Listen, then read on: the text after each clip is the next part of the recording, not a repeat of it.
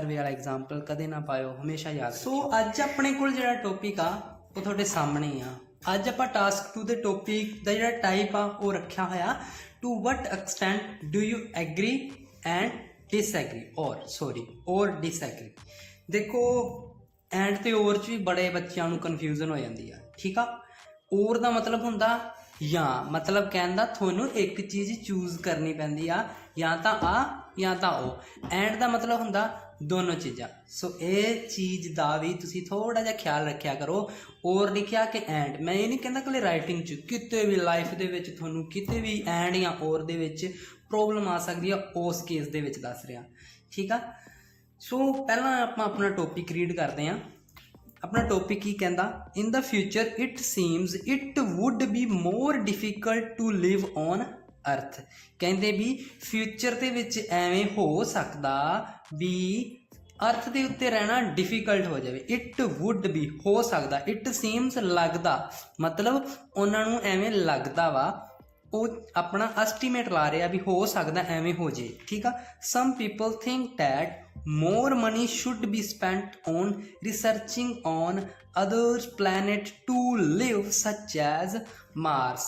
ਤੇ ਕੁਛ ਲੋਕੀ ਸੋਚਦੇ ਆ ਵੀ ਸਰਕਾਰਾਂ ਵਾ ਜਿਹੜੀਆਂ ਉਹਨਾਂ ਨੂੰ ਜ਼ਿਆਦਾ ਪੈਸੇ ਸਪੈਂਡ ਕਰਨੇ ਚਾਹੀਦੇ ਆ, ਖਰਚ ਕਰਨੇ ਚਾਹੀਦੇ ਆ, ਕਾਹਦੇ ਤੇ? ਰਿਸਰਚ ਕਰਨ ਵਾਸਤੇ। ਕਾਹਦੀ ਰਿਸਰਚ? ਅਦਰਸ ਪਲੈਨਟ ਦੀ। ਕਾਹਦੇ ਵਾਸਤੇ?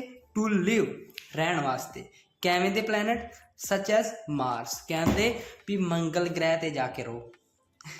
ਕਹਿਣ ਦਾ ਮਤਲਬ ਇਹ ਆ ਵੀ ਸਰਕਾਰਾਂ ਨੂੰ ਜ਼ਿਆਦਾ ਪੈਸੇ ਲਾਉਣੇ ਚਾਹੀਦੇ ਆ। ਕਹਿੰਦੇ ਵੀ ਸਰਕਾਰਾਂ ਨੂੰ ਡਿਸਕਵਰੀਜ਼ ਕਰਨੀਆਂ ਚਾਹੀਦੀਆਂ, ਰਿਸਰਚ ਕਰਨੀ ਚਾਹੀਦੀ ਆ ਵੀ ਕੀ ਆਪਾਂ ਦੂਸਰੇ ਪਲੈਨਟਸ 'ਤੇ ਵੀ ਰਹਿ ਸਕਦੇ ਹਾਂ ਇਨ ਦਾ ਫਿਊਚਰ। ਜੇ ਆਪਾਂ ਨੂੰ ਅਰਥ 'ਤੇ ਰਹਿਣਾ ਔਖਾ ਹੋ ਗਿਆ ਤਾਂ ਉਹ ਕਹਿੰਦੇ ਵੀ ਆਪਣੇ ਕੋਲ ਐਟਲੀਸਟ ਇੱਕ ਆਪਸ਼ਨ ਹੋਵੇ ਵੀ ਆਪਾਂ ਕਿਸੇ ਹੋਰ ਪਲੈਨਟ 'ਤੇ ਜਾ ਕੇ ਰਹਿ ਲਈਏ, ठीक है। अपना टॉपिक ये कहता, ओके, सानू बहुत वधिया समझ आ गई टॉपिक दी। अगे टाइप की कहता, to what extent do you agree और डिसएग्री।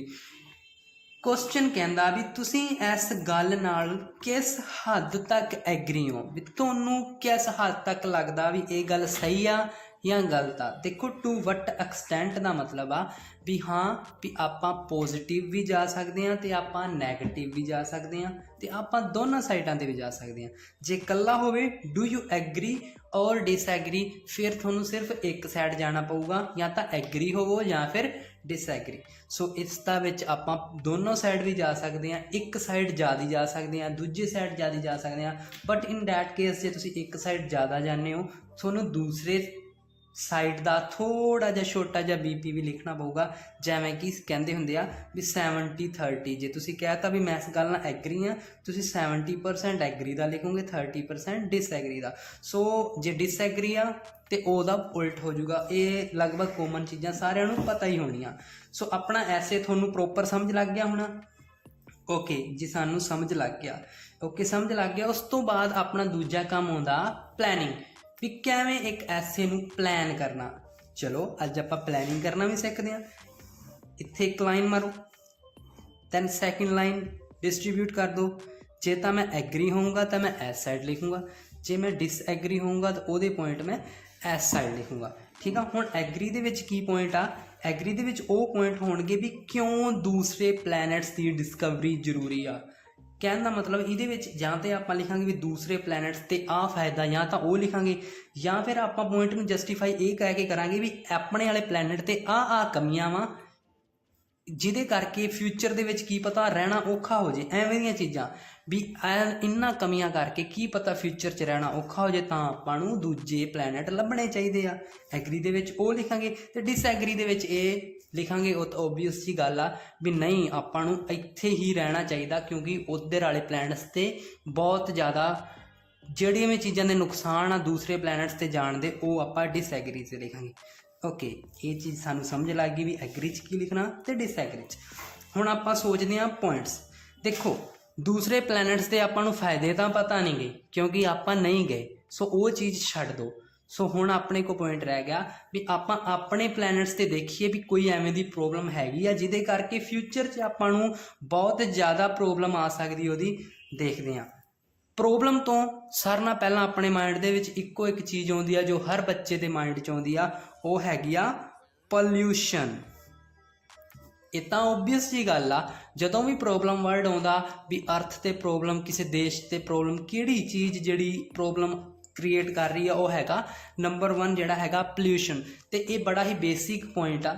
ਬਸ ਦੇਖੋ ਯਾਰ, ਪੁਆਇੰਟ ਤੁਹਾਡਾ ਸਹੀ ਹੋਣਾ ਚਾਹੀਦਾ। ਉਹਨੂੰ ਪੁਆਇੰਟ ਕਹਿਣ ਦਾ ਮਤਲਬ ਭਾਵੇਂ ਸਿੰਪਲ ਹੋਵੇ, ਪਰ ਜਿੰਨਾ ਵਧੀਆ ਅੱਛੇ ਤਰੀਕੇ ਨਾਲ ਜਸਟੀਫਾਈ ਕਰੋਗੇ ਓਨੇ ਹੀ ਜ਼ਿਆਦਾ ਬੈਂਡ ਆ। ਜਿੰਨੇ ਅੱਛੇ ਤਰੀਕੇ ਨਾਲ ਅਗਲੇ ਨੂੰ ਅੰਡਰਸਟੈਂਡ ਕਰਵਾਤਾ, ਈਜ਼ੀ ਟੂ ਅੰਡਰਸਟੈਂਡ ਹੋਵੇ ਪੁਆਇੰਟ, ਓਨੇ ਜ਼ਿਆਦਾ ਪੁਆਇੰਟ ਆ। ਪਲੈਨਿੰਗ ਦੇ ਨਾਲ ਇੱਕ ਚੀਜ਼ ਯਾਦ ਰੱਖਿਓ, ਪੁਆਇੰਟ ਤਾਂ ਤੁਸੀਂ ਸੋਚ ਲਿਆ, ਉਹਦੇ ਨਾਲ ਉਹਦੀ ਐਕਸਪਲੇਨੇਸ਼ਨ ਵੀ ਸੋਚਣੀ ਪਊਗੀ ਵੀ ਮੈਂ ਐਕਸਪਲੇਨ ਕਰੂੰਗਾ। ਇਹ ਨਾ ਹੋਵੇ ਪੁਆਇੰਟ ਤੁਸੀਂ ਪੋਲਿਊਸ਼ਨ ਲਿਖਤਾ, ਤੁਸੀਂ ਲਿਖਣ ਬਹਿ ਗਏ BP ਦੇ ਵਿੱਚ, ਤੁਹਾਨੂੰ ਅੱਗੇ ਪਤਾ ਹੀ ਨਹੀਂ ਵੀ ਪੋਲਿਊਸ਼ਨ ਨੂੰ ਹੁਣ ਮੈਂ ਕਿਵੇਂ ਜਸਟੀਫਾਈ ਕਰਾਂ, ਕਿਵੇਂ ਐਕਸਪਲੇਨ ਕਰਾਂ। ਸਾਰਾ ਐਸੇ ਗਲਤ ਹੋ ਜਾਊਗਾ, ਟਾਸਕ ਰਿਸਪੌਂਸ ਵੀ ਵਿਗੜ ਸਕਦਾ, ਤੁਹਾਡਾ ਜਿਹੜਾ ਕੌਨਫੀਡੈਂਸ ਵੀ ਲੈਕ ਹੋ ਸਕਦਾ। ਜਦੋਂ ਬੰਦਾ ਬਲੈਂਕ ਹੋ ਜਾਂਦਾ ਤਾਂ ਬਹੁਤ ਚੀਜ਼ਾਂ ਗਲਤ ਹੋ ਜਾਂਦੀਆਂ। ਸੋ ਪਲੈਨਿੰਗ ਦੇ ਵਿੱਚ ਆਈਡੀਆ ਦੇ ਨਾਲ ਆਪਣਾ ਇੱਕ ਐਕਸਪਲੇਨੇਸ਼ਨ ਵੀ ਸੋਚੋ। ਓਕੇ, ਪੋਲਿਊਸ਼ਨ ਮੈਂ ਲਿਖਤਾ ਪੋਲਿਊਸ਼ਨ। ਕਿਉਂ ਪੋਲਿਊਸ਼ਨ ਨਾਲ ਕੀ ਹੁੰਦਾ, ਕਿਉਂ ਪੋਲਿਊਸ਼ਨ ਫੈਲ ਰਿਹਾ? ਪੋਲਿਊਸ਼ਨ ਕਿਉਂ ਫੈਲ ਰਿਹਾ ਆਪਾਂ ਨੂੰ ਪਤਾ ਹੀ ਆ। ਕਿਉਂ ਪੋਲਿਊਸ਼ਨ ਫੈਲ ਰਿਹਾ? ਕਿਉਂਕਿ ਇੰਡਸਟਰੀਜ਼ ਜਿਹੜੀਆਂ ਉਹ ਵਧੀ ਜਾਂਦੀਆਂ। ਤੇ ਕੀ ਹੋਊਗਾ ਇਹਦੇ ਨਾਲ? ਕਿਉਂ ਆਪਣੇ ਪਲੈਨਟ ਤੇ ਔਖਾ ਰਹਿਣਾ ਔਖਾ ਹੋਊਗਾ? ਆਪਾਂ ਜਸਟੀਫਾਈ ਕਿਵੇਂ ਕਰਾਂਗੇ? ਕਿਉਂਕਿ ਬਹੁਤ ਸਾਰੇ ਜਿਹੜੇ ਪੋਲਿਊਸ਼ਨ ਆ, ਪੋਲਿਊਸ਼ਨ ਕਿਸੇ ਵੀ ਤਰ੍ਹਾਂ ਦਾ ਹੋ ਸਕਦਾ, ਏਅਰ ਦਾ ਹੋ ਸਕਦਾ, ਵਾਟਰ ਦਾ ਹੋ ਸਕਦਾ, ਲੈਂਡ ਦਾ ਹੋ ਸਕਦਾ, ਜਿਹੜੀਆਂ ਕਿ ਆਪਣੇ ਹਰ ਇੱਕ ਸਾਰੇ ਇਨਵਾਇਰਮੈਂਟ ਨੂੰ ਕੰਟੈਮੀਨੇਟ ਕਰੀ ਜਾਂਦੀਆਂ। ਤੇ ਆਉਣ ਵਾਲੇ ਟਾਈਮ ਦੇ ਵਿੱਚ ਓਬਵੀਅਸ ਆ ਵੀ ਇਹਨਾਂ ਚੀਜ਼ਾਂ ਦੇ ਬਹੁਤ ਜ਼ਿਆਦਾ ਨੁਕਸਾਨ ਹੋਣ ਵਾਲੇ ਆ। ਇਨਵਾਇਰਮੈਂਟ ਨੂੰ ਤਾਂ ਹੋਣਗੇ ਹੀ ਹੋਣਗੇ, ਸਾਰੇ ਮਤਲਬ ਭਾਵੇਂ ਹਿਊਮਨਸ ਆ ਚਾਹੇ ਐਨੀਮਲਸ ਆ, ਭਾਵੇਂ ਇਕੁਐਟਿਕ ਲਾਈਫ ਆ, ਸਾਰਿਆਂ ਦਾ ਉਹਦੇ ਉੱਤੇ ਇਨਫਲੂਐਂਸ ਜਾਊਗਾ ਨੈਗੇਟਿਵ ਪੋਲਿਊਸ਼ਨ ਦਾ। ਓਕੇ, ਇਸ ਪੁਆਇੰਟ ਨੂੰ ਆਪਾਂ ਜਸਟੀਫਾਈ ਕਰ ਸਕਦੇ ਹਾਂ। ਠੀਕ ਹੈ, ਹੁਣ ਡਿਸਐਗਰੀ। ਚਲੋ ਪਹਿਲਾਂ ਆਪਾਂ ਐਗਰੀ ਦੇ ਸੋਚ ਲੈਂਦੇ ਹਾਂ। ਹੋਰ ਤੁਹਾਡੇ ਦਿਮਾਗ ਦੇ ਵਿੱਚ ਕੀ ਆਉਂਦਾ ਵੀ ਆਪਣੇ ਇੱਥੇ ਪ੍ਰੋਬਲਮ ਆ ਜਿਹਦੇ ਨਾਲ ਫਿਊਚਰ 'ਚ ਔਖਾ ਹੋ ਜਾਊਗਾ? ਦੂਸਰਾ ਆ ਸਕਦਾ ਵੀ ਆਪਣੇ ਜਿਹੜੇ ਨੈਚੁਰਲ ਰਿਸੋਰਸਿਸ ਆ, ਉਹ ਕੀ ਆ? ਪੋਲਿਊਸ਼ਨ ਵੱਧਦਾ ਪਿਆ ਸੀ, ਕਾਹਦੇ ਵਧਣ ਨਾਲ? ਇੰਡਸਟਰੀਜ਼ ਵਧਣ ਨਾਲ। ਨੈਚੁਰਲ ਰਿਸੋਰਸਿਸ ਆ ਉਹ ਕੀ ਆ? ਡਿਕਰੀਜ਼ ਹੋਈ ਜਾਂਦੇ ਆ, ਉਹ ਲਗਾਤਾਰ ਘਟੀ ਜਾਂਦੇ ਆ। ਨੈਚੁਰਲ ਰਿਸੋਰਸਿਸ ਕਿਉਂ ਘਟ ਰਿਹਾ? ਕਾਰਨ ਤਾਂ ਲਿਖਣਾ ਪਊਗਾ, ਐਕਸਪਲੇਨ ਤਾਂ ਕਰਨਾ ਪਊਗਾ ਕਿਉਂ ਵੱਧ ਰਿਹਾ। ਕਿਉਂਕਿ ਪਾਪੂਲੇਸ਼ਨ ਇਨਕਰੀਜ਼ ਹੁੰਦੀ ਪਈ ਆ। ਪਾਪੂਲੇਸ਼ਨ ਦੇ ਇਨਕਰੀਜ਼ ਨਾਲ ਲੋਕਾਂ ਦੀ ਡਿਮਾਂਡਸ ਇਨਕਰੀਜ਼ ਹੁੰਦੀਆਂ ਪਈਆਂ। ਡਿਮਾਂਡਸ ਕਿਹੜੀਆਂ?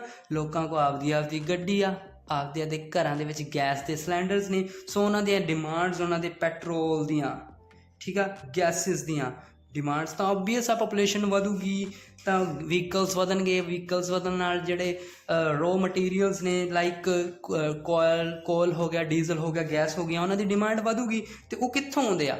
ਨੈਚੁਰਲ ਰਿਸੋਰਸਿਸ ਤੋਂ ਆਉਂਦੇ ਆ।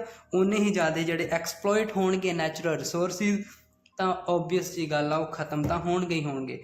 ਓਕੇ, ਮੈਂ ਇਹਨਾਂ ਦੋਨਾਂ ਪੁਆਇੰਟ ਨੂੰ ਅੱਛੇ ਤਰੀਕੇ ਨਾਲ ਜਸਟੀਫਾਈ ਵੀ ਕਰ ਸਕਦਾ ਸਰ। ਮੈਂ ਉਹਨਾਂ ਨੂੰ ਲਿਖ ਵੀ ਸਕਦਾ, ਵਿਦ ਐਗਜ਼ਾਮਪਲਸ ਵੀ ਲਿਖ ਸਕਦਾ। ਓਕੇ, ਠੀਕ ਹੈ ਜੀ, ਐਗਰੀ ਦੇ ਹੋ ਗਏ। ਹੁਣ ਗੱਲ ਕਰੀਏ ਆਪਾਂ ਡਿਸਐਗਰੀਮੈਂਟ ਸਾਈਡ ਦੀ। ਡਿਸਐਗਰੀ ਦੇ ਵਿੱਚ ਜੇ ਮੈਂ ਕਹਾਂ ਵੀ ਸਪੇਸ ਰਿਸਰਚ ਕਰਨ ਦੇ ਕੀ ਨੁਕਸਾਨ ਨੇ, ਦੇਖੋ ਵੀ ਪਹਿਲੀ ਗੱਲ ਤਾਂ ਸਪੇਸ ਰਿਸਰਚ ਜਦੋਂ ਕਰਾਂਗੇ ਇਹਦੇ ਵਿੱਚ ਫੰਡਸ ਜਿਹੜੇ ਆ, ਇਹਦੇ ਵਿੱਚ ਕੀ ਆ, ਜਿਹੜੇ ਫੰਡਸ ਨੇ ਉਹ ਬਹੁਤ ਜ਼ਿਆਦਾ ਲੱਗਣਗੇ ਫੰਡਸ। ਕਿਉਂਕਿ ਹੁਣ ਇੱਕ ਕੋਈ ਮੰਨ ਲਓ ਕੋਈ ਵੀ ਐਸਟਰੋਨੋਟ ਆ, ਜੇ ਉਹਨੂੰ ਮਾਰਸ 'ਤੇ ਭੇਜਣਾ, ਠੀਕ ਆ, ਆਪਾਂ ਨੂੰ ਬਹੁਤ ਜ਼ਿਆਦਾ ਪਹਿਲਾਂ ਰਿਸਰਚ ਕਰਨੀ ਪਊਗੀ ਉਹਨੂੰ ਉੱਥੇ ਲਿਜਾਣ ਲਈ। ਜਿਹੜੇ ਵੀ ਮਤਲਬ ਕੀ ਹੁੰਦਾ ਮੈਨੂੰ ਤਾਂ ਪਤਾ ਨਹੀਂ, ਮਿਸਾਈਲਸ ਜਾਂ ਜਿਹਦੇ ਵਿੱਚ ਵੀ ਉਹ ਭੇਜਦੇ ਆ, ਜਿਹੜੇ ਵੀ ਰੋਕੇਟਸ ਹੋਣਗੇ ਉਹਨਾਂ 'ਤੇ ਬਹੁਤ ਜ਼ਿਆਦਾ ਪੈਸਾ ਲੱਗੂਗਾ।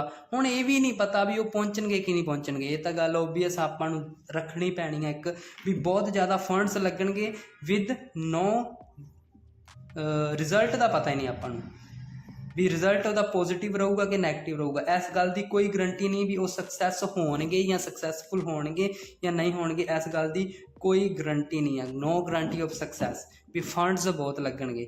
ਠੀਕ ਆ, ਉਹੀ ਜਿਹੜੇ ਫੰਡਸ ਆ ਜੇ ਆਪਾਂ ਆਪਣੇ ਹੋਰ ਕਿਤੇ ਐਲੋਕੇਟ ਕਰੀਏ, ਹੋਰ ਕਿਤੇ ਲਾਈਏ, ਸੱਚ ਐਜ਼ ਐਜੂਕੇਸ਼ਨ ਤੇ ਹੈਲਥ ਤੇ, ਤਾਂ ਉਹ ਜ਼ਿਆਦਾ ਬੈਨੀਫਿਸ਼ੀਅਲ ਆ। ठीक आ। मैनू की आ 2 मिले पॉइंट एग्री दे ते 1 मिले डिसएग्री का। सो मैं सीधा सीधा लार्जली एग्री हो जाऊँगा क्योंकि मेरे को 2 पॉइंट्स बन गए ने। हुण इहदे च की आ तो ये थोड़ी मर्जी आ भी तुसीं एस दे भावें एक BP बनाओ या दोनों नूं इकट्ठा एक च लिख दो तो इहदा अलग बना दो, ये तुहाडी मर्जी है। भावें एक च लिखो भावें 2 च लिखो, नो इशू। बट लिखना किवें आ वो मैं तुहानूं अज दसूँगा। एक 8 बैंड का ऐसे लिखना किवें आ, ठीक आ। सारे नाल पहलां तो तुसीं मेरियां पहलियां वीडियोज़ देखियां ही होणियां वा। आपां जदों इंट्रो लिखदे आ, इंट्रो दे विच मैं तुहानूं इक्को गल कराई होई आ, हमेशा लोकां नूं सारिआं नूं समझाई होई आ भी नो जनरल लाइन नहीं लिखनी, नो थेसिस स्टेटमेंट, कोई थेसिस स्टेटमेंट नहीं लिखनी क्योंकि एक ही आ मैमोराइज्ड लाइन ने। तो IDP के अकॉर्डिंग बैंड डिस्क्रिप्टर के अकॉर्डिंग जाके देख लो थले 0 बैंड जो स्कोर आ वो अगे साफ साफ लिखा गया मैमोराइज लाइन के 0 बैंड आ। सो आ चीज़ां छड्ड दो, मैमोराइज ते जनरल लाइन 0 बैंड। सीधा पैराफ्रेजिंग करो। दैन जो अपने क्वेश्चनस ने वो जोड़े रैलेवेंट आंसरस दो, मतलब वैल डेवलप्ड आंसर दो। कहने का मतलब आ जे तुसी एग्री हो तो क्यों एग्री हो वो इंट्रो दे विच लिखो, लिख के दिखाना मैं थोनू किवें होगी। ओके चलो इनू आप इत्थे लिखने, नवी शीट लैने, ठीक है। हुण देखो in the future it seems it would be difficult to live on earth, some people think that money. देखो हुण जे आपां इहदी पैराफ्रेजिंग करूँगा, ओके दैन मैं इहदी पैराफ्रेजिंग करूँगा, दैन क्वेश्चन का आंसर दूंगा, इंट्रो बहुत वड्डी हो जानी है, ठीक है। अपना मेन क्वेश्चन इत्थों स्टार्ट हुंदा भी मनी स्पेंड करना चाहिए उन्हां ते या नहीं, ठीक है। बट फिर भी मैं दोनों लाइनों को मिक्स करने की कोशिश करता पाया वां। कदे भी आपका जिहड़ा ऐसे आ वो किसी कनैक्टर तो in the modern era, in the this, irrefutable वगैरह एवें दे वर्ड तो शुरू ना करो, वो सही नहीं है। नॉर्मल तो सिंपल वर्ड यूज़ करो जिहड़े ईजी टू अंडरस्टैंड होण।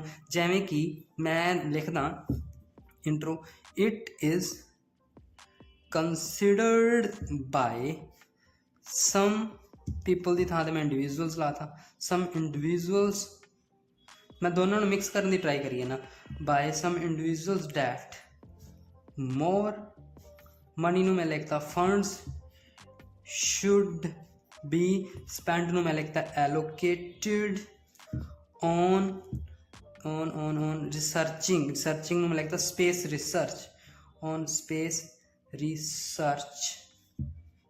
क्यों? As it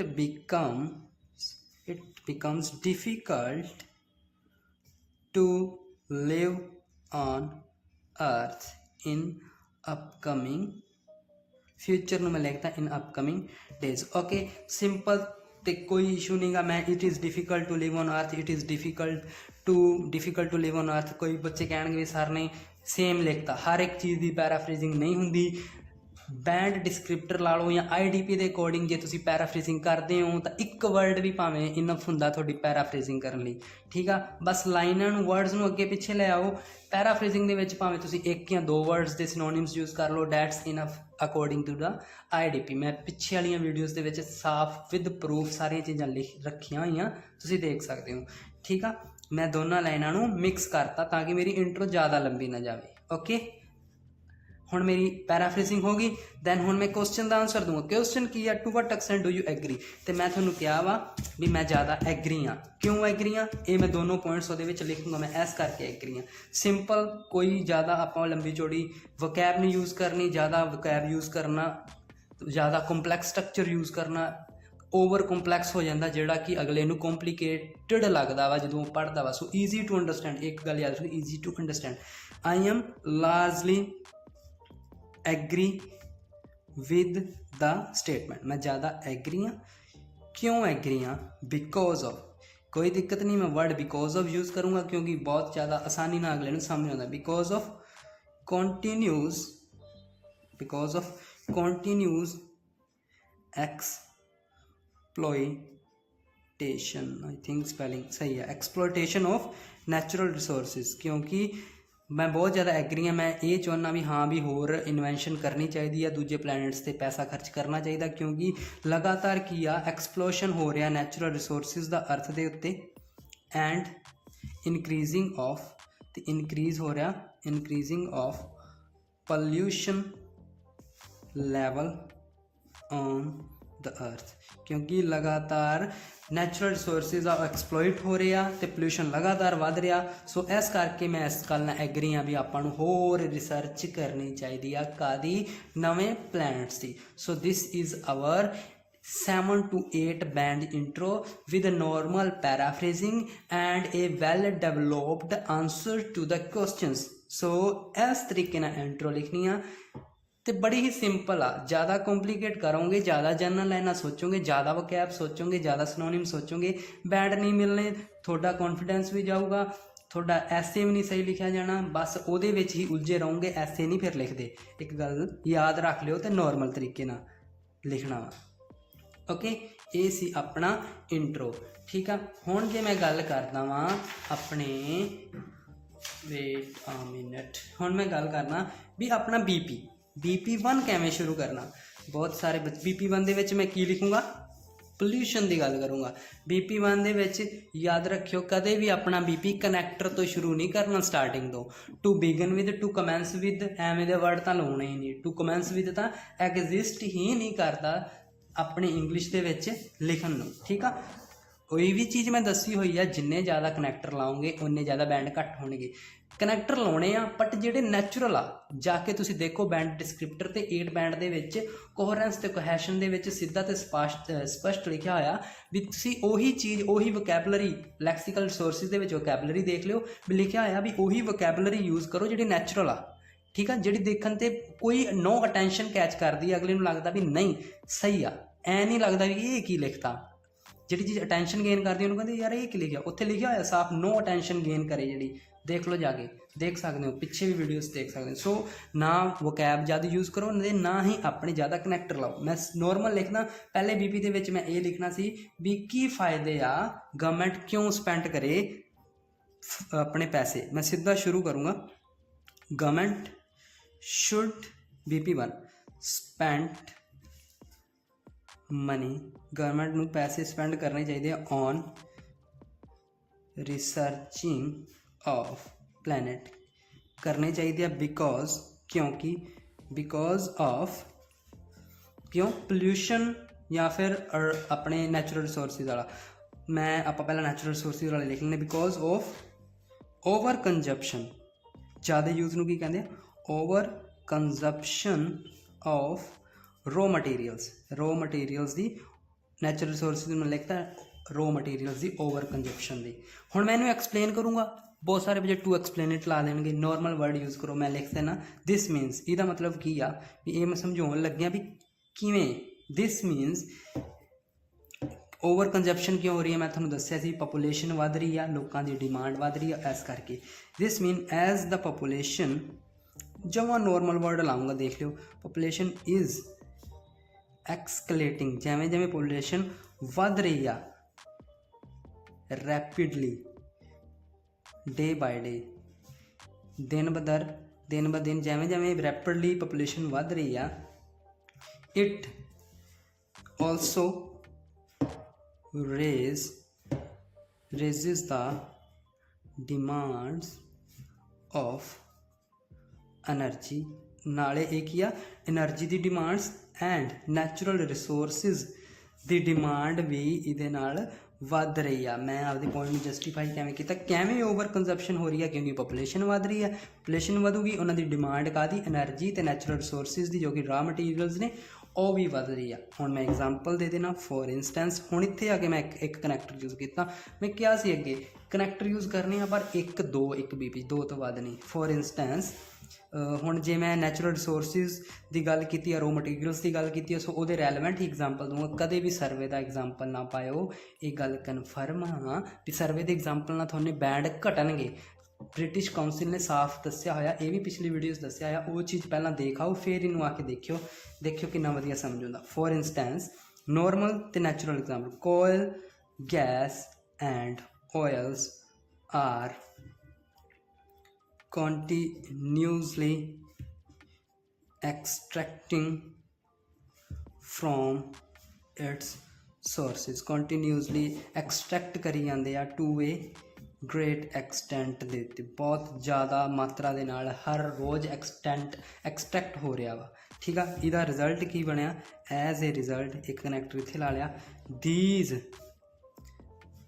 resources are on its brink of extinction। ਆ ਵਰਡ ਮੈਂ ਇੱਕ ਵਾਇਆ brink of ਦਾ ਮਤਲਬ words of ਦਾ ਮਤਲਬ edge of ਆਪਦੀ ਖਤਮ ਹੋਣ ਦੀ ਕਗਾਰ 'ਤੇ ਨੇ ਐਕਸਟਿੰਕਸ਼ਨ 'ਤੇ ਪਹੁੰਚ ਗਏ ਨੇ। ਇਹਦਾ ਰਿਜ਼ਲਟ ਇਹ ਹੋ ਰਿਹਾ ਕਿਉਂਕਿ ਕੰਟੀਨਿਊਸਲੀ ਨਿਕਲ ਰਿਹਾ ਠੀਕ ਆ। ਪਹਿਲਾ ਪੁਆਇੰਟ ਆਪਾਂ ਵੈਲ ਜਸਟੀਫਾਈ ਕਰਤਾ ਵਧੀਆ ਤਰੀਕੇ ਦੇ ਨਾਲ। ਲਿਖਣਾ ਤਾਂ ਅਗਲਾ ਪੁਆਇੰਟ ਇੱਥੋਂ ਸ਼ੁਰੂ ਕਰ ਦਿਓ, ਜੇ ਨਹੀਂ ਲਿਖਣਾ ਤਾਂ ਆਪਣਾ ਜਿਹੜਾ ਪੁਆਇੰਟ ਆ ਉਹ ਅਗਲੇ BP 'ਤੇ ਬਣਾ ਦਿਓ। मैं तो अनदर BP बनाऊँगा। दूजा अपना पॉइंट की सी pollution. Hello guys, Dibai files लेकर आ रहे हैं आपके लिए ऑनलाइन राइटिंग क्लास, जिसमें हम 7 डेज़ में 7 टाइप के टास्क 2 को कवर करेंगे।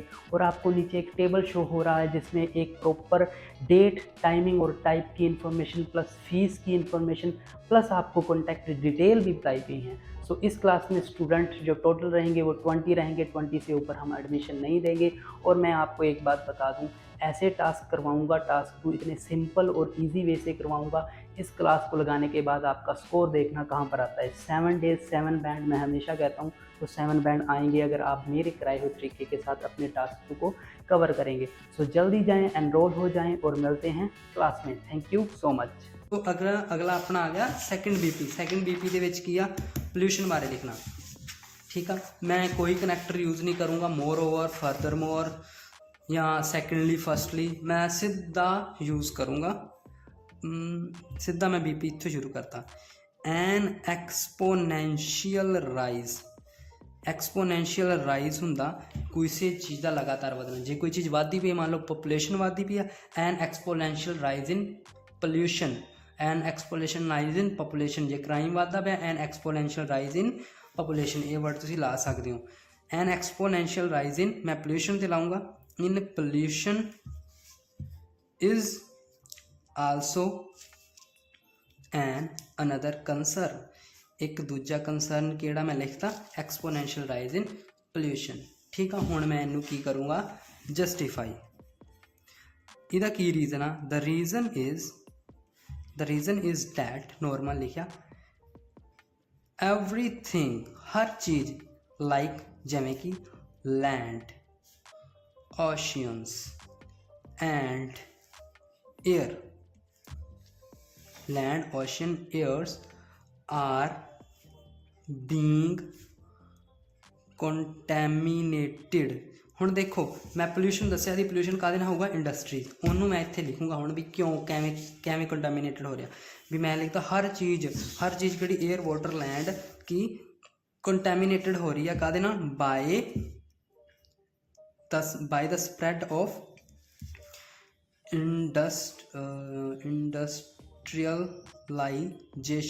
इंडस्ट्रियलाइजेशन करके हर चीज़ कंटैमीनेटेड हो रही है। हर चीज़ आपां नूं पता वा कंटैमीनेटेड हो जाती है। सो उहदे करके पोल्यूशन आई जांदा वा। नॉर्मल जी गल है, इंडस्ट्रीज़ का जिहड़ा वेस्ट आ वो एयर दे विच, लैंड दे विच, रिवर्स दे विच आ रहा उवें ठीक आ। हुण मैं इनू एग्जाम्पल थोड़ा जिहा दसना। फॉर एग्जाम्पल ना चीज़ बहुत अच्छे तरीके नाल जस्टिफाई हो जाती। हुण आ पॉइंट मैं एग्जाम्पल नाल जस्टिफाई करूँगा। इन साउथ कोरिया दे विच की आ, thousands of tons of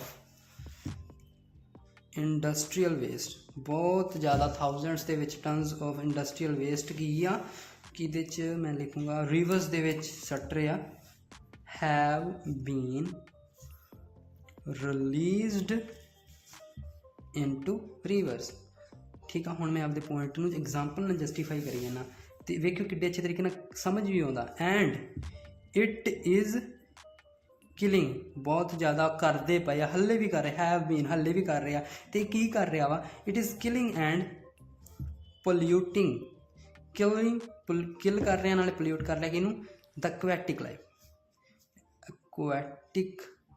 life भी जेड़े पानी दे विच जेड़ी एक्वैटिक लाइफ होंदियां, जिहड़े जीव जंतु पानी दे विच रहिंदे उन्हां दी लाइफ नूं डिस्ट्रॉय कर रही आ ठीक आ। देयरफॉर हुण इहदा रिजल्ट की आ, इट इन्फ्लुएंस नैगेटिवली, ये नैगेटिव इन्फ्लुएंस कर लिया टू द इन्वायरमेंट। नॉर्मल जा रिजल्ट देता हाँ भी इन्वायरमेंट नूं पोल्यूट कर लिया, कोई वड्डा इशू नहीं गा, मैं कंपलैक्स नहीं यूज़ किए, मैं वड्डी वड्डी कैबलरी यूज़ नहीं की मैनू। बट इन्ना पता वा आ ऐसे जदों भी कोई एग्जामिनर पढ़ूगा उन्होंने 1 मिनट दे विच समझ लग जूगी बच्चे ने की कहना चाह रहा, तो बच्चे का पॉइंट भी सही आ। ठीक है, this is called easy to understand a 7+ band ऐसे। 2 पॉइंट मैं क्लीयर करते एग्रीमेंट साइड के, हुण मैं दूजा की करूँगा नैगेटिव साइड के पॉइंट क्लीयर करूँगा बड़े ईजी वे दे नाल। ना मैं लाऊंगा ऑन द अदर हैंड, ना मैं लाऊंगा ऑन द कंट्रैरी साइड, किसी भी ऑन द फ्लिप साइड नहीं लाऊंगा। नॉर्मल मैं अपने तरीके दे नाल ही इनकी स्टार्टिंग करूँगा, जिवें मैं नॉर्मल चीज़ों की स्टार्टिंग करदा उवें ही। ठीक है, लिखन लगा मैं next BP there are also some. ठीक है, इत्थे मैं थोड़ा जा कैप पा दी। ग्रेव रिपरक्यूशनस का मतलब हुंदा वा बैड इंपैक्ट, इहदे पूरे प्रभाव भी आ, बैड इफैक्ट्स भी आ ऑफ कॉस्मिक रिसर्च का मतलब आ स्पेस रिसर्च, सच एज किवें कि such as requiring a vast amount of money, बहुत ज़्यादा अमाउंट दे विच फंड्स की लोड़ पैंदी आ, with no guarantee of success,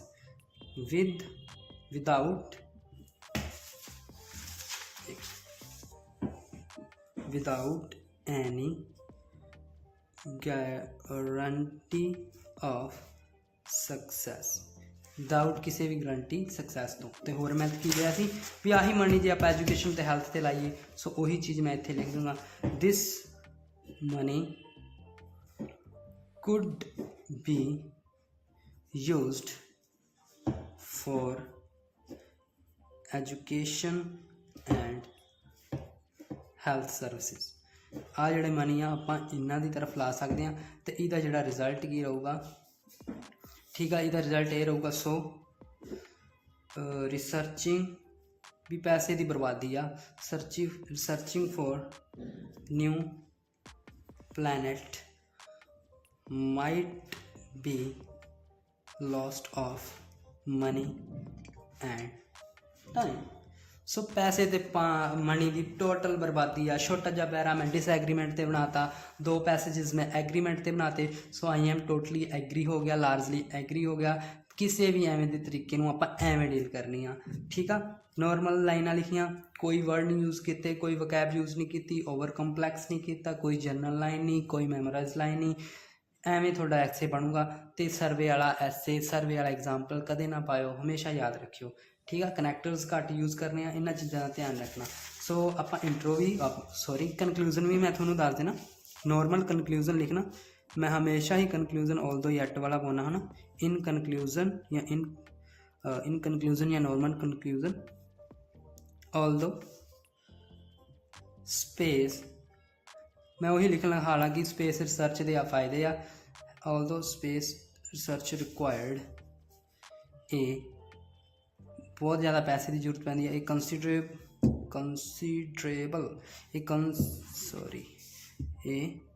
considerable देखो स्पैलिंग वगैरह कई बार गलत हो जाती है, लाइव दे विच लिखी है ना, कोई प्रिपेयर नहीं करके आया, सो वो चीज़ तुसी कई बार कमेंट दे विच कई लग जाते, वो चीज़ का थोड़ा ध्यान रखिया करो, लाइव च लिखी है ना। अमाउंट ऑफ फाइनैंसिस बहुत ज़्यादा पैसे की लोड़ होंदी है, येट हालांकि बहुत ज़्यादा पैसे की लोड़ होंदी है, येट का मतलब फिर भी आई बिलीव मैनू लगता वा इट इज़ ए किया एडवांटेजियस आ, इट इज़ एडवांटेजियस, ये फायदेमंद आ ड्यू टू डेप्लेशन मतलब ख़त्म होना, डिप्लेशन ऑफ रीन्यूएबल रिसोर्सेज क्योंकि वो लगातार घट रहे आ, and raising of pollution on earth क्योंकि अर्थ से पोल्यूशन बढ़ रहा है। सो ਨੋਰਮਲ ਜਿਹੀਆਂ ਲਾਈਨਾਂ ਤੁਹਾਡੇ ਸਾਹਮਣੇ ਆ ਸਾਰਾ ਕੁਝ, ਕੋਈ ਆਪਾਂ ਐਡਾ ਜ਼ਿਆਦਾ ਨਹੀਂ ਕੀਤਾ। ਬਸ ਜਿਹੜੀ ਗੱਲ ਆ ਪਲੈਨਿੰਗ ਤੇ ਗੱਲ ਆ ਵੀ ਪਲੈਨਿੰਗ ਜਿੰਨੀ ਵਧੀਆ ਕਰੋਗੇ, ਦੇਖੋ ਕੋਈ ਵੀ ਫੌਜੀ ਆ ਜਾਂ ਕੋਈ ਵੀ ਜੰਗ ਲੱਗਦੀ ਆ, ਕੋਈ ਵੀ ਆਰਮੀ ਆ, ਜੰਗ ਤੇ ਜਾਣ ਤੋਂ ਪਹਿਲਾਂ ਪਲੈਨਿੰਗ ਕਰਦੀ ਆ। ਸੋ ਆਪਾਂ ਵੀ ਆਇਲਸ ਦਾ ਪੇਪਰ ਦੇਣ ਦੀ, ਕਈ ਬੱਚਿਆਂ ਵਾਸਤੇ ਬੜੀ ਤਗੜੀ ਜੰਗ ਆ, ਤੇ ਉਹਦੇ ਤੋਂ ਪਹਿਲਾਂ ਤੁਸੀਂ ਜੰਗ ਭਾਵੇਂ ਆਇਲਸ ਦੀ ਲਾ ਲਓ, ਭਾਵੇਂ ਇਕੱਲੇ ਰਾਈਟਿੰਗ ਦੀ ਲਾ ਲਓ, ਉਸ ਤੋਂ ਪਹਿਲਾਂ ਪਲੈਨਿੰਗ ਦੀ ਤਾਂ ਲੋੜ ਪਊਗੀ। ਇੱਕ ਪ੍ਰੋਪਰ ਤੇ ਵਧੀਆ ਪਲੈਨਿੰਗ ਤੁਹਾਡਾ ਮਿਸ਼ਨ ਤੁਹਾਡਾ ਸਕਸੈਸਫੁਲ ਕਰੂਗੀ, ਤੁਹਾਨੂੰ 6 ਕੀ 7 ਕੀ 8 ਬੈਂਡ ਤੱਕ ਵੀ ਲਿਆ ਕੇ ਦਊਗੀ ਜੇ ਤੁਸੀਂ ਐਵੇਂ ਲਿਖੋਗੇ। ਠੀਕ ਆ, ਇੱਧਰ ਉੱਧਰ ਵਾਲੇ ਚੱਕਰਾਂ 'ਚ ਨਾ ਪਾਓ, ਟੈਂਪਲੇਟ ਵਾਲੇ ਚੱਕਰਾਂ 'ਚ ਨਾ ਪਾਓ, ਕੋਈ ਫਾਇਦਾ ਨਹੀਂ ਹੋਣ ਲੱਗਾ। ਜਿਹੜੇ ਕਹਿੰਦੇ ਆ ਵੀ ਸਾਨੂੰ 777-8 ਚਾਹੀਦੇ ਆ, ਉਹਨਾਂ ਲਈ ਖਾਸ ਇਹ ਇਨਫੋਰਮੇਸ਼ਨ ਆ ਵੀ 777-8 ਟੈਂਪਲੇਟ ਨਾਲ ਨਹੀਂ ਆਉਂਦੇ, 777-8 ਕਨੈਕਟਰ ਨਾਲ, ਵੋਕੈਬਲਰੀ ਨਾਲ, ਕੰਪਲੈਕਸ ਸੈਂਟੈਂਸਿਸ ਨਾਲ ਨਹੀਂ ਆਉਂਦੇ। ਜਿੰਨਾ ਵਧੀਆ ਕਿਸੇ ਨਾਲ ਸੌਖਾ ਅਗਲੇ ਨੂੰ ਐਸੇ ਸਮਝਾਊਗਾ, ਓਨੇ ਹੀ ਜ਼ਿਆਦਾ ਬੈਂਡ ਆਉਣਗੇ। ਤੇ ਇਹ ਗੱਲ 100% ਸ਼ਿਓਰ ਆ, ਤੇ ਮੈਂ ਅਜ਼ਮਾ ਕੇ ਦੇਖ ਚੁੱਕਿਆ ਵਾਂ ਆਪਦੇ ਸਾਰੇ ਸਟੂਡੈਂਟਸ ਦਾ। ਠੀਕ ਆ, ਇਹ ਚੀਜ਼ਾਂ ਤੁਸੀਂ ਰੱਖਣੀਆਂ ਵਾ। ਮੈਂ ਅੱਗੇ ਵੀ ਐਗਜ਼ਾਮਪਲ ਦਿੱਤਾ ਸੀ, ਅੱਜ ਵੀ ਦੇ ਦਾਂਗੇ ਵੀ ਮੇਰੇ ਕੋਲ ਇੱਕ ਸਟੂਡੈਂਟ ਆਇਆ ਸੀ। ਠੀਕ ਆ, ਉਹਨੇ ਕੀ, ਉਹਨੂੰ 4.5 ਬੈਂਡ ਦੀ ਲੋੜ ਸੀਗੀ। 4.5 ਬੈਂਡ ਦੀ ਕਿਉਂ ਲੋੜ ਸੀ ਉਹਨੂੰ ਪਤਾ ਵਾ, ਕਿਉਂਕਿ ਉਹਨਾਂ ਦੇ ਮੰਨ ਲਓ ਵੀ ITI ਕਰਦਾ ਸੀ ਉਹ। ਠੀਕ ਆ, ਉਹਨੀ ਕੋਈ ਕੰਪਨੀ ਆਈ, ਕਹਿੰਦਾ ਵੀ ਸਰ ਉਹਨਾਂ ਨੇ ਮੈਨੂੰ 4.5 ਬੈਂਡ ਕਿਹਾ ਵਾ, 4.5 ਬੈਂਡ ਦੇ ਉੱਤੇ ਉਹਨਾਂ ਨੂੰ ਵਰਕ ਵੀਜ਼ੇ 'ਤੇ ਲੈ ਕੇ ਜਾਣਾ ਸੀ। 4.5 ਬੈਂਡ ਦੀ ਲੋੜ ਸੀ, ਉਹਨੇ ਮੇਰੇ ਕੋਲ 20 ਦਿਨ ਲਾਉਣੇ ਸੀ। ਠੀਕ ਆ, ਇੱਕ ਲੜਕੀ ਸੀ ਆਪਣੇ ਕੋਲ, ਉਹ ਆਪਣੇ ਕੋਲ 3 ਮੰਥਸ ਹੋ ਗਏ ਸੀ ਉਦੋਂ, ਮਤਲਬ ਸਟਾਰਟਿੰਗ ਸੀ ਇੰਸਟੀਚਿਊਟ ਦੀ। ਮੈਂ ਐਜ਼ ਲੜਕੀ ਨੂੰ ਪ੍ਰੋਪਰ ਵਧੀਆ ਤਰੀਕੇ ਨਾਲ ਦੱਸਿਆ ਹਰ ਇੱਕ ਚੀਜ਼, ਆਪਣੇ ਥੀਸਿਸ ਲਾਈਨ, ਜਰਨਲ ਲਾਈਨ, ਆਪਣੇ ਇੰਟਰੋ ਕਿਵੇਂ ਲਿਖਣੀ ਆ, ਕਨੈਕਟਰਸ, ਐਗਜ਼ਾਮਪਲ ਸਰਵੇ ਵਾਲੇ, ਸਾਰਾ ਉਹਨੂੰ ਇਸ ਤਰੀਕੇ ਨਾਲ ਕਰਾਇਆ। ਸੇਮ ਡੇ ਦੋਨਾਂ ਦਾ ਪੇਪਰ। ਇਹਨੂੰ ਮੈਂ ਨੋਰਮਲ ਕੀ ਆ, ਜਿਵੇਂ ਆਪਾਂ ਐਸੇ ਲਿਖਦੇ ਹਾਂ ਸਕੂਲਸ ਦੇ ਵਿੱਚ, ਕਿਉਂਕਿ ਇਹਦੀ ਪਹਿਲਾਂ ਮੈਂ ਗ੍ਰਾਮਰ ਇੰਪਰੂਵ ਕੀਤੀ ਸੀ, ਫਿਰ ਮੈਂ ਜ਼ਿਆਦਾ ਮੱਥਾ ਨਹੀਂ ਮਰਵਾਇਆ ਵੀ 4.5 ਤੇ ਦੇ ਹੀ ਦੇਣਗੇ। ਠੀਕ ਆ, ਦੋਨਾਂ ਦਾ ਸੇਮ ਡੇ ਪੇਪਰ। ਠੀਕ ਆ, ਰਿਜ਼ਲਟ ਆਇਆ, ਇਹਦੇ ਆ ਗਏ 6 ਬੈਂਡ। ਠੀਕ ਆ, ਇਹਦੇ ਆਏ, ਇਹਦੇ ਵੀ ਆ ਗਏ 6 ਬੈਂਡ। ਤਾਂ ਮੇਰਾ ਤਾਂ ਹੋ ਗਿਆ ਵੀ ਦਿਮਾਗ ਖਰਾਬ, ਵੀ ਇਹ ਕੀ ਗੱਲ, ਐਵੇਂ ਕਿਵੇਂ ਹੋ ਸਕਦਾ। ਇਹਨੇ ਤਾਂ ਇੰਨੇ ਅੱਛੇ ਤਰੀਕੇ ਨਾਲ ਕੀਤੀ, ਇਹਨੇ ਨੋਰਮਲ ਲਿਖਿਆ। ਸੋ ਇਹ ਗੱਲ 100% ਜੈਨੂਅਲੀ ਪ੍ਰੂਵਡ ਆ। ਤੇ ਬੈਂਡ ਡਿਸਕ੍ਰਿਪਟਰ ਵੀ ਇਹੀ ਕਹਿੰਦਾ, ਜਿੰਨੇ ਜ਼ਿਆਦਾ ਕੰਪਲੈਕਸ ਕਰੋਗੇ ਉਨੇ ਬੈਂਡ ਘੱਟ ਰਹਿਣਗੇ। 6 ਬੈਂਡ ਡਿਸਕ੍ਰਿਪਟਰ ਤੇ ਸਾਫ਼ ਲਿਖਿਆ ਹੋਇਆ ਵੀ ਤੁਸੀਂ ਜਿੰਨੇ ਜ਼ਿਆਦਾ ਓਵਰ ਯੂਜ਼ ਕਰੋਗੇ, ਕਿਹਦਾ ਓਵਰ ਯੂਜ਼, ਕਨੈਕਟਰਸ ਦਾ, ਉਨੇ ਹੀ ਤੁਹਾਡੇ 6 ਬੈਂਡ ਹੀ ਰਹਿਣੇ ਆ। ਠੀਕ ਆ, ਜਿੰਨਾ ਨੈਚੁਰਲ ਤੇ ਸਾਫ਼ ਤੇ ਕਲੀਅਰ, ਈਜ਼ੀ ਟੂ ਅੰਡਰਸਟੈਂਡ ਐਸੇ ਲਿਖੋਗੇ, 8 ਬੈਂਡ ਆਉਣਗੇ। 8 ਬੈਂਡ ਵਾਲੇ ਤੇ ਉੱਤੇ ਲਿਖਿਆ ਆ। ਸੋ ਇਹ ਤੁਹਾਡੇ ਅੱਗੇ ਇੱਕ ਲਾਈਵ ਐਗਜ਼ਾਮਪਲ ਵੀ ਆ ਤੇ ਮੇਰੇ ਅੱਗੇ ਵੀ ਆ। ਸੋ ਇਨ ਦਾ ਲਾਸਟ, ਜੇ ਕਿਸੇ ਵੀ ਬੱਚੇ ਨੂੰ ਕਹਿੰਦੇ ਹੋ ਤੁਸੀਂ ਵੀ ਸਰ ਸਾਨੂੰ ਆਹ ਐਸੇ ਔਖਾ ਲੱਗਦਾ, ਤੁਸੀਂ ਕਮੈਂਟ ਦੇ ਵਿੱਚ ਸਾਨੂੰ ਉਹ ਪਾਰਟੀਕੂਲਰ ਐਸੇ ਲਿਖ ਕੇ ਭੇਜੋ। ਠੀਕ ਆ, ਮੈਂ ਉਹ ਐਸੇ ਤੇ ਵੀਡੀਓ ਲੈ ਕੇ ਆਊਂਗਾ। ਠੀਕ ਆ, ਤੇ ਬਾਕੀ ਲਾਈਵ ਕਲਾਸ ਵਾਲਾ ਵੀ ਤੁਹਾਨੂੰ ਦੱਸਦਾ। ਬਾਕੀ ਇਨ ਦਾ ਲਾਸਟ ਮੈਂ ਫਿਰ ਕਹਿਣਾ ਵੀ ਇਸ ਤਰੀਕੇ ਦੀਆਂ ਹੋਰ ਵੀਡੀਓਜ਼ ਲਿਆਉਣ ਲਈ ਸਾਨੂੰ ਕੀ ਚਾਹੀਦਾ, ਤੁਹਾਡਾ ਪਿਆਰ ਚਾਹੀਦਾ। ਪਿਆਰ ਕਿਵੇਂ ਮਿਲਦਾ? ਲਾਈਕ, ਸ਼ੇਅਰ ਤੇ ਕਮੈਂਟਸ ਤੇ ਚੈਨਲ ਨੂੰ ਸਬਸਕ੍ਰਾਈਬ ਕਰਨ ਦੇ ਨਾਲ। ਸੋ ਉਹ ਕਰਨਾ ਨਾ ਭੁੱਲਿਓ। Thank you so much.